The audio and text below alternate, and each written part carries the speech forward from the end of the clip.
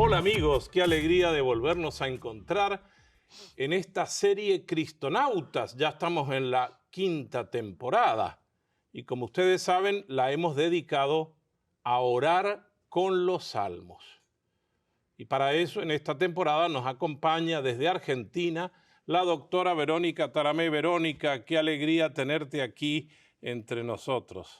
La alegría es mía, Ricardo, de poder compartir con vos, con los cristonautas y con tanta gente que quizás sin conocer se está uniendo a nuestra propuesta, ¿no? De esto de orar con los salmos. Qué lindo que podamos unirnos para alabar al Señor. Para orar juntos. Y ya que hablaste de cristonautas, quiero contar una anécdota que me pasó en Panamá cuando estábamos preparando la jornada de la juventud. Era el miércoles de ceniza, habíamos ido a misa y una señora me miraba y me decía, al final de la misa me dijo, ¿usted no es el de los astronautas? Y digo, no, cristonautas. Y tenemos que aclarar, nautas significa en griego navegantes. Navegante. Queremos navegar en Cristo. Y cuando oramos con los salmos, ¿también nos referimos a Cristo? También navegamos en el Señor y navegamos en Jesús, claro que sí. Él oraba con los salmos, María oraba con los salmos, José oraba con los salmos, así que estamos navegando con ellos en el Padre. Qué buena esa imagen. Navegamos con ellos en el Padre. Y hoy vamos a hablar de uno de los salmos de confianza. Y me gustaría preguntarte, hay un grupo de salmos que yo he leído que se llaman salmos que ascienden o salmos ascensionales. ¿Por qué se llaman así? Sí, son los salmos de subida. Son desde el Salmo 120 al 134. Son 15 salmos que se usaban para cuando iban de peregrinación, llevaban cantando y animando al pueblo. Viste que cuando vos vas a peregrinar, en general tenés un guión, ¿no? Sí. Y dentro del guión van cantando. Bueno, los hermanos judíos iban cantando mientras subían a Jerusalén, iban cantando estos 15 salmos que se llaman salmos de la ascensión o salmos de las subidas. Y el salmo que vamos a compartir hoy es uno de este grupo de salmos que se llaman de las subidas. Perdón, se llama subida porque Jerusalén está sobre las montañas. Exactamente, sí. Y muchos vivían más abajo. Obvio. Entonces hay que subir las montañas y por eso son los salmos de subida. Y vamos a leer y orar el Salmo 121. Así es que yo les invito en sus casas a que tomen la Biblia con el Salmo 121 y le pidamos en la confianza del corazón al Espíritu Santo que nos ayude a entender este Salmo también para nuestra vida porque es palabra hoy. Y es palabra de Dios que pone en nuestras circunstancias, en nuestra boca, en nuestro lenguaje, sus palabras para enseñarnos a dirigirnos a Él. Y entonces, con estas palabras estamos seguros que Dios habla a través nuestro. Esta simbiosis que se produce entre las palabras de Dios y nuestras palabras es un salmo. Así que nos dispongamos a albergar en nuestro corazón, en nuestra mente, la palabra de Dios. Así es. Salmo 121, que como todos verán ahí en sus Biblias, seguramente dice así, salmo o canto de peregrinación. Nos vamos entonces con el pueblo de Israel a Jerusalén. Levanto mis ojos a las montañas. ¿De dónde me vendrá la ayuda? La ayuda me viene del Señor que hizo el cielo y la tierra. Ahí termina la primera parte de este salmo breve que tiene apenas 8 versículos que podemos dividir en 2 partes. Esta primera parte que tiene como tema este pedido de auxilio, este pedido de ayuda, y después vienen los otros versículos que cambia de persona. Y entonces vamos de a poco. Tú vives en Salta, Argentina, donde hay montañas. Sí. Yo nací, viví mucho tiempo en Mendoza, donde también hay montañas, y muchas veces íbamos con los compañeros y mirábamos que íbamos a subir la montaña y uno decía, ¿y quién me va a ayudar a subir todo esto? ¿Cuándo voy a llegar? Esto más o menos quiere decir lo mismo, la ayuda, ¿quién me va a ayudar? La ayuda me viene del Señor. es. Exactamente así. Levanto mis ojos a las montañas y uno dice, primero, este levantar los ojos. Este levantar los ojos es una actitud que ya denota el salmo orante. Se levantan los ojos en señal de oración. Así como, viste, cuando uno tiene en el ideario, en la reminiscencia, esta idea de que Dios está en el cielo, Y por ¿no? eso, Y entonces, cuando rezamos a cuando veces, rezamos, ¿no es cierto?, levantamos los ojos. Esto es y no es, porque Dios también está está al abajo, lado está al nuestro. costado, Sí, está sí, sí. adelante, está atrás. Pero bueno, en el ideario tenemos que Dios está arriba. Y entonces levantamos la mirada. Ahora te digo algo, esto no es solamente una actitud en la oración hebrea, en la oración del pueblo de Israel. También los pueblos paganos, a los dioses paganos, también tienen esta concepción que para orar hay que mirar hacia arriba, hacia la montaña. Y entonces Baal, Sigurat, son lugares altos. Y ahí entonces los paganos en la montaña encuentran la ayuda. En cambio, nosotros, hay un detalle en el texto muy importante, que no encuentra el orante cuando levanta los ojos a la montaña, no lo encuentra la ayuda en la montaña. La encuentra en el Señor. Exactamente, porque él mismo se pregunta, ¿de dónde me viene la ayuda? No me viene de la montaña, de la representación que se tenía que ahí estaban los dioses. No, dice, la ayuda me viene del Señor. Esto aclara muy bien que eso que hemos dicho en otros salmos, mi Dios, la ayuda me viene del Señor, yo no soy el que está poniendo la fuerza, es el Señor el que la pone y yo soy dócil para guiar, dejarme guiar, digamos. Exactamente, y fíjate con una característica, este Señor es el único que hizo el cielo y la tierra. No hay dioses secundarios, hay un solo Dios, que es el Dios creador, en quien nosotros creemos, y a Él es a quien nos debemos dirigir cuando necesitamos ayuda. Este salmo nos dice clarito, si bien está bueno levantar los ojos, pero cuidado, no lo levantamos a la montaña, a un lugar, lo levantamos al Señor. La actitud de oración es ponernos en presencia del Señor. Y esta es la manera como el orante, el hebreo, te dice, ponete en la presencia del Señor. ¿Cómo te lo dice? Levanta Tu tus mirada ojos al que hizo el cielo y la tierra. para reconocer en Él al único Dios verdadero. Exactamente. Y después viene una perspectiva muy antropológica y muy interesante que dice así, Él, el Señor, este creador del cielo y de la tierra, no dejará que resbale tu pie. Tu guardián no duerme. No, no duerme ni dormita el guardián de Israel. El Señor es tu guardián, es la sombra protectora a tu derecha.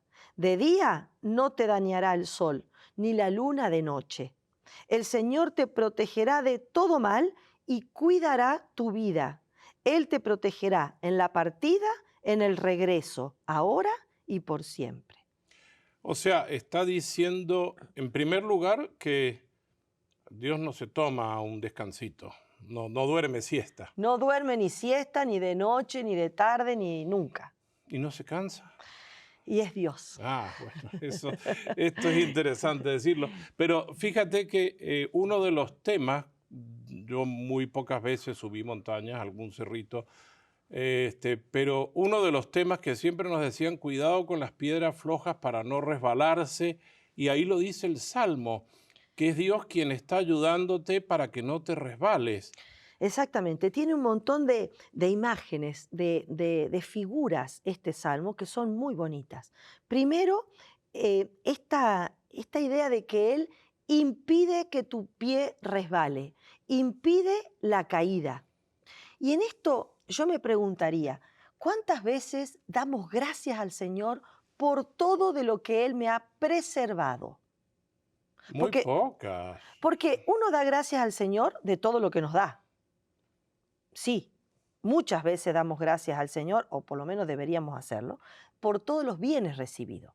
Pero en este primer versículo, el Señor, el Salmo nos está enseñando que el Señor nos preserva, nos impide resbalarnos. Y uno a veces no es consciente de los miles de casos y de momentos en los que el Señor me cuidó y yo no caí, y yo no resbalé, y yo no pequé. ¿Cuántas millones de veces pasó eso? Y no solamente cuando uno sale a manejar o guiar un auto o hacer un viaje largo debe agradecer al Señor cuando llega o cuando sale, sino también en la vida diaria. De cuánto Dios nos preserva. Imagínate cuánta gente que ha estado en situaciones tan difíciles y uno ha sido preservado de eso. ¿Sabes que esto de la preservación es un tema teológico muy importante al que poco lo tenemos en cuenta? Yo lo aprendí a partir del Magnificat. ¿Viste cuando María canta, mi alma canta la grandeza del Señor, mi espíritu se alegra en Dios, mi Salvador? Y entonces uno se pregunta, o se podría preguntar, ¿de qué la salvó Dios a María? Del pecado original. Claro, pero no es que la salvó, en realidad la preservó. Claro. ¿O claro, no? claro. Es como la otra cara de la moneda de la salvación. El padre Stefano Cecchin en la temporada anterior ¿Sí? nos hablaba de que la imagen de la Inmaculada Concepción es que en el momento de la concepción Dios la tomó, La preservó del pecado. Exacto. Y esa preservación es un acto de salvación. Y entonces por eso ella dice, Dios mi Salvador. Y no dicen Dios que me preservó. Porque es la otra cara de la moneda de la salvación ser preservado. Pues nosotros no solemos dar gracia de todo lo que Dios nos preservó. Andá a saber a dónde estaríamos nosotros si Dios no nos hubiera preservado de millones de situaciones, de pecados como estados de vida, no sé, de tantas cosas Dios nos ha preservado y de eso tenemos que también darle gracias al Señor. Bueno, y dice una imagen, tu guardián. El guardián es el que custodia.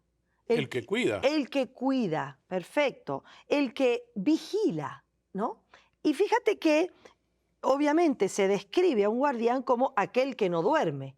Porque si vos contratás un sereno y resulta que son las 3 de la mañana y está roncando, ese sereno no sirve. No hizo bien su trabajo. Claro. Porque el guardián, como el sereno, no tiene que dormir. Bueno, fíjate esta experiencia antropológica. Nosotros, para vivir, necesitamos dormir. Para que nosotros podamos tener un equilibrio, antropológicamente hablando, un equilibrio, necesitamos dormir. Como lo decían los monjes, ¿no? 8 horas se trabaja, 8 horas se ora y 8 horas se descansa, se duerme. Bueno, si no dormimos, no podemos vivir. El Señor no es humano. Porque no duerme. Porque no duerme. Decir el guardián no duerme nunca, es decir, es Dios. Y entonces qué bueno saberse cuidado, custodiado por uno que nunca duerme ni se duerme. Porque no es lo mismo, si vos tenés un sereno que no duerme, está haciendo su función, su misión. Ahora, si vos tenés un sereno que se duerme...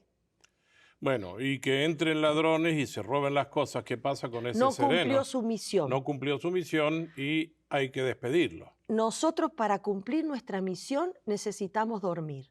Dios está cumpliendo su misión siempre. Es cuidarnos. Esa es la misión de Dios, custodiarnos. ¿Y esto nos genera confianza? Pero, ¿qué te parece? Este es un salmo de confianza. ¿Te acordás cuando orábamos el Salmo 23? El Señor es mi pastor. Ahora oramos el Salmo 121. El Señor es mi guardián. El Señor es mi custode. El Señor es el que es mi sereno. Mientras yo duermo y descanso, Él vigila. Él me cuida. Esto sería un salmo estupendo para Estupendo. leerlo, De noche. inclusive antes de irse a dormir. Yo creo que inclusive repetir, el Señor es mi guardián, el Señor es mi guardián, y repetirlo porque nosotros también como seres humanos necesitamos el acto de repetición para incorporar en nuestra vida esto. Y son las palabras del Señor. Totalmente. No duerme ni dormita, ni cabecea. Ah, ni cabecea, ¿Viste? está bueno, sí. ¿Cuántas veces estamos en una charla, algo aburrido, y le damos el cabezazo? El Señor nunca se aburre de nosotros. Él está siempre despierto. No duerme ni dormita el guardián de Israel. ¿Sabes qué significa el sueño? Bueno, la necesidad de dormir. Sí, pero el sueño, como metáfora, es de alguna manera la anticipación de la muerte. Ah, cierto. Y entonces, dormir es aceptar ser humano, aceptar que en algún momento nos vamos a dormir y para siempre. Sí, la palabra cementerio significa dormitorio. Exactamente. Y entonces el Señor te está diciendo, Él no duerme, quiere decir, Él no muere. Él no tiene esta experiencia anticipada de la muerte, nunca. No duerme ni dormita nunca el guardián de Israel. Por eso decimos con toda confianza, Dios es eterno. Exactamente. El Señor es tu guardián y mira otra imagen. Él es la sombra protectora a tu derecha. Para recalcar esto, ¿no? Pero, a ver, doctora Verónica, ¿la sombra no se ve como algo despectivo? ¿La No. sombra no es algo malo cuando dice, ay, esa sombra mía que tengo por ahí? No, todo lo contrario. En la Biblia la sombra nos recuerda, en primer lugar, a la experiencia del exilio. ¿Te acordás que la nube que iba 50, 60 grados de calor en el desierto, ¿sabés cómo decías una sombra? Ah, me imagino. Ahora entendí. ¿Entendés? Entonces la sombra es esa nube que te cuida, que te protege, que evita que te calcines, que se te parta la cabeza del calor. Permíteme decirlo para mucha gente que vive inclusive en zonas donde hace mucho calor, aquí nos ven desde todas las zonas tropicales también, cómo ve uno a un árbol de esos enormes que hay en la selva o a un árbol pequeño que a veces, pero que nos da sombra. Esa es la sombra que me refresca, digamos. Es la sombra que me refresca, es la sombra que me da, que me da posibilidad de seguir viviendo. O sea, no es algo que me hace daño la sombra, ¿no? No, y además la sombra es la proyección de la persona, ¿no? Porque para que haya una sombra tiene que haber una persona que le haga la sombra. El sol te da de una manera que te hace dar sombra, ¿no? Cuando María quedó embarazada, cuando María fue, digamos, en la encarnación de María, ¿qué dice? Que el Espíritu Santo la cubrió con su sombra. ¿Ves? Con su presencia. Y entonces tener esta experiencia, esta sensación, esto de que Dios te cubre con su sombra, Dios te hace sombra, quiere decir Dios te protege, Ya. Dios te cuida, Dios te fecunda, porque hace posible tu vida, porque te hace sombra. Claro, no te deja morir en el calor. Me acuerdo Exactamente. inclusive en el libro de Jonás, cuando creció ¿Te ese acordás? pequeño El ricino. el ricino y estaba contento Jonás porque ya no Le se le hacía quemaba la sombra. cabeza. O sea, Exactamente. ¿ves? La sombra en la Biblia tiene una fuerte simbología de protección. Claro. Porque no te olvides, estamos en un desierto. Esta es el background, el ambiente, ¿no? Desde del donde que sea. ora es el desierto, el Ujú. calor. Bueno, y entonces el Señor primero es tu guardián y para remarcar esta idea de custodiar, de vigilar, de protección, te dice, Él es la sombra protectora a tu derecha. Y después dice, de día no te dañará el sol. ¿Por qué? Porque está la sombra de Dios. Y de noche, y ni la luna de noche, ni la luna de noche. Había una idea en aquella época, de ahí vienen los lunáticos. Sí. Una idea de que la luna tenía como unos poderes para medio como que te enfermaba.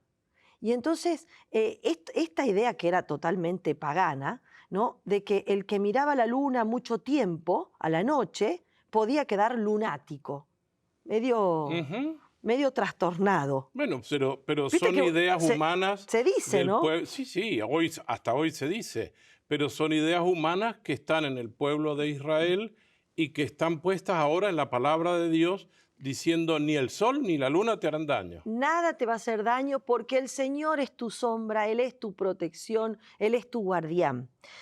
El Señor te protegerá de todo mal y cuidará tu vida. Esto es tan consolador, Ricardo. Imagínate que es verdad que tenemos muchas instancias de mal, pero Él transforma los males en bien. Y eso tenemos que estar seguros, que el Señor cumple esa función en la vida del creyente y del que se entrega a Él, de que transforma tu mal en bien o transforma el mal en bien. ¿Cómo lo hace? No lo sabemos. Pero como dice acá, el Señor te protege de todo mal. Y cuando tenemos la desgracia de que algún mal nos acucia, cuando nos pasa algún mal, Él nos protege. Él está en la cruz. Él está con nosotros crucificado. A veces uno piensa mal de que Dios nos manda los males. ¿Cuánta gente piensa que Dios es causante de males? Bueno, hay un proverbio inclusive muy nuestro que las mamás a veces le dicen a los hijos, cuídate porque si no Dios te va a castigar. Eso es lo peor que podemos decirle a un niño. Lo peor. Lo peor. Atención, lo peor que podemos decirle a un niño, porque Dios no castiga. Dios no castiga, Dios no causa nunca el mal. Dios es siempre y únicamente causa de bien.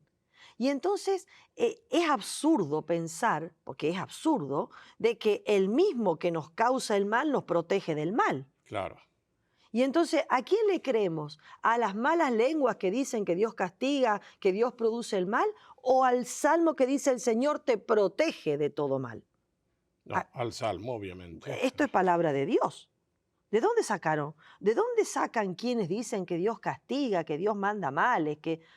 Bueno, es bueno que lo entendamos, sobre todo amigos catequistas y evangelizadores.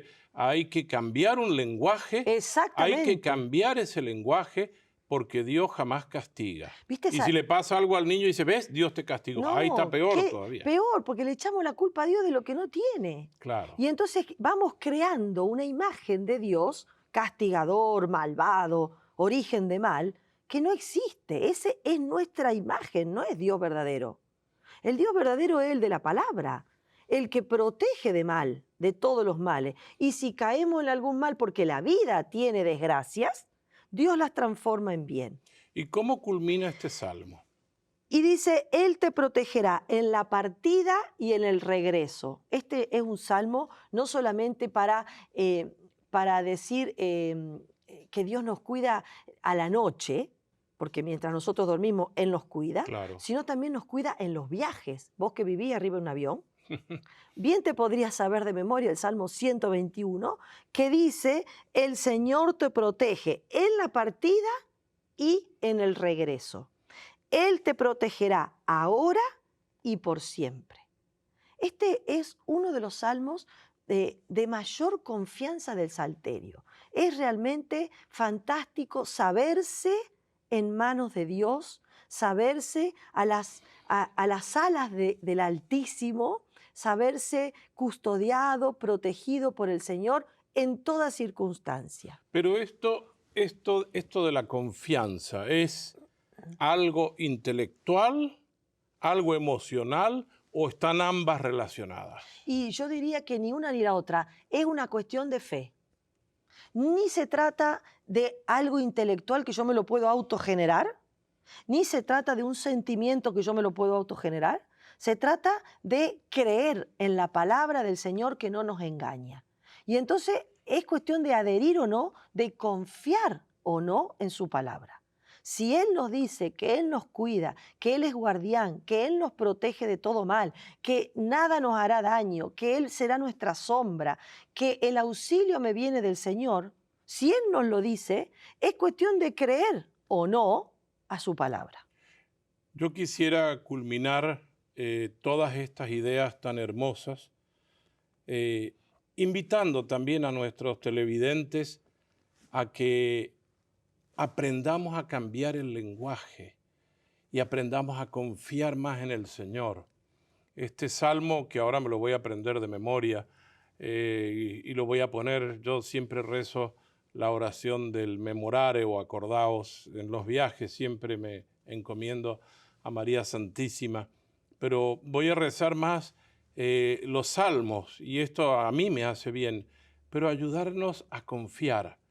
Te invito también a que lo leas, inclusive pongas en algún papelito cerca, porque nosotros somos personas que necesitamos recordar. Y la memoria, que es parte de nuestra inteligencia, nos ayuda a ponernos en manos de Dios. Entonces, amigos, no se olviden de rezar siempre con los salmos. Este Salmo 121 de confianza. Confiemos en el Señor, aún en los peligros más grandes. Doctora Verónica, el tiempo se nos fue, pero quiero agradecerle que nos acompañe y nos abra la mente y el corazón y el espíritu a lo que la palabra de Dios nos está diciendo. Bueno, hoy el Señor nos invita a confiar, así que yo quisiera transmitir este mensaje. Estés en las circunstancias que estés, en el momento que estés de regreso o de ida, de día o de noche, que te tomes un minuto para ponerte en manos del Señor, el que es tu guardián, el que no duerme, que está atento a cada uno de tus pasos, que es tu sombra, que te custodia, que te protege, que te consuela. Ponernos este minutito que estamos ahora compartiendo en esta transmisión en sus manos. Hagamos así un acto de fe. No importa lo que sintamos, importa lo que creamos y a lo que adhiramos con nuestra inteligencia y voluntad. Yo creo, Señor, en ti confío y espero. Amén. Amén, amén. Muchas gracias y nos vemos en el próximo programa.